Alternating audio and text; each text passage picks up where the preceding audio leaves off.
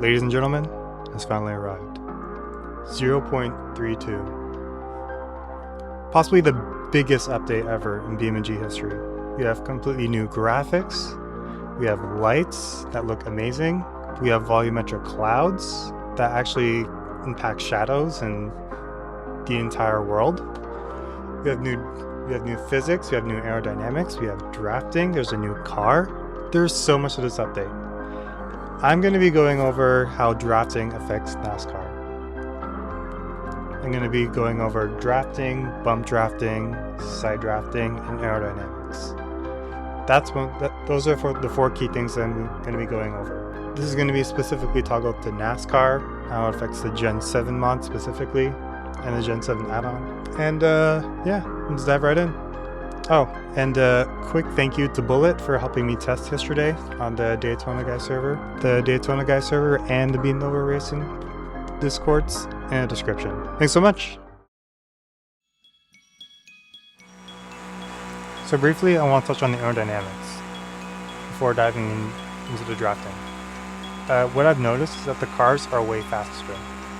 The super speedway configs now go up to like 194 instead of 190 like we used to. And the acceleration of the car feels a whole lot stronger. Like way too strong. Like you could easily, like with somebody bumping you could easily go up to like 207, which is the max we've been able to do. But I'll deep dive into that later on.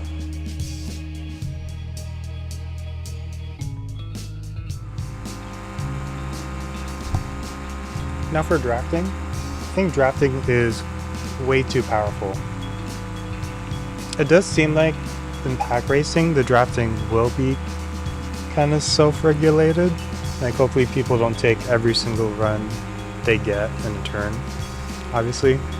But I still think drafting is way too powerful and needs to be massively toned down. Because the power that you can get from a draft from being far back is just, it's too much. It's pretty much all I have to say on drafting.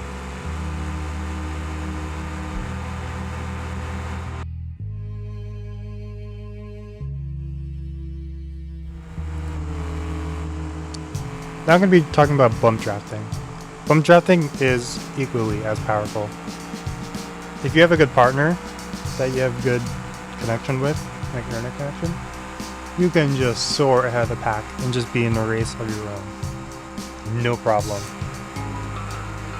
At one point, I bumped Bulleit so hard, the back of his car flew up into the air. Now, it wasn't anything too crazy. I didn't fly him into like the catchments, and he didn't lose complete control of his car. It was just the back wheels kind of left the ground. It was a little scary for a moment. Instead of passing him, I decided to just bump him. And I believe I bumped him going around 204, which is just astounding from far back. And I let him have all my speed. The top speed me and Bulleit have been able to go was like 207, which on its own is just amazing. I really like that bumping mechanic. The problem with bumping right now is that you're able to lose a pack way too easily.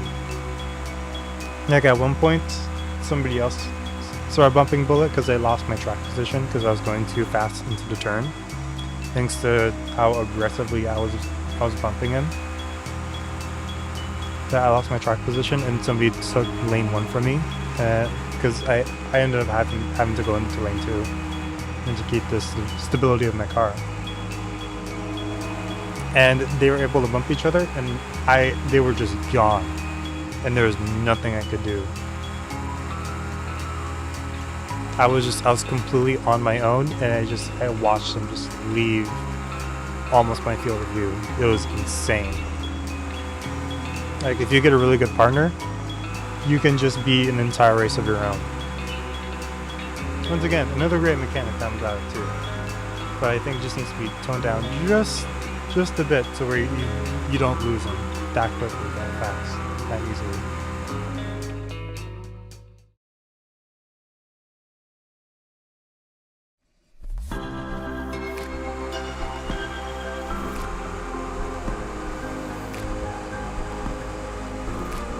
lastly, I'm going to talk about side drafting.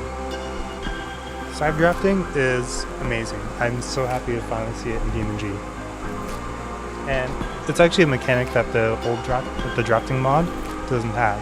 So it's great to see this in BeamNG. I'm really happy they implemented it. I was shocked when I saw that and when they announced it. For right now though, side drafting is super weak. The only good run I was able to have on a side draft was during the backstretch, and if you get a good exit off of turn 4 in the trial hold. Besides that, the farthest I've gone is getting my nose in front. And then I believe Bulleit started side drafting me, and then he was able to get that loop back, no problem. And when you're in second lane, you really need that side draft. Also, you need to be way too close to the other person to actually get a good side draft. So you need to rely on the other person having a good line and kind of letting you side draft and not being unpredictable. So I think the distance for the side draft should be way bigger instead of being right beside the other car. Because like, how often is the other car completely still? Not a lot.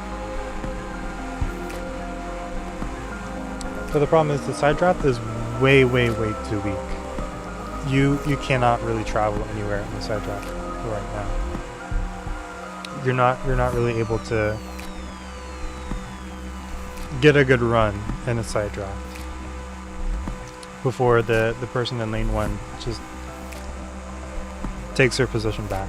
It's better to just go behind them and slingshot them, or if you're racing with the pack, just bump draft them and be in a whole new race of your own. I just need this mechanic to actually be stronger compared to the other two mechanics, but I just need them to be weak. Okay, I'm just going to quickly summarize my thoughts here. I think drafting is way too powerful, and drafting is way too powerful, and side drafting is not powerful enough. As for the aerodynamics, I mean, it's fine, honestly. So far, the only thing I've noticed from the aerodynamics is that the car accelerates faster, and the car just, in general, drives faster. So far, that's everything that I've noticed. But besides that, I really like the drafting. I think, once again, I think they're too powerful. And I think side drafting is just not powerful enough. But I mean, once that gets fixed, this car is great. It's fun to drive. It's still fun to drive, and it's still great to drive. It's still worth to drive it. And until next time. Of course, I'll have Discord servers in the description for both BeamNova and Daytona guys. And until next time, take care.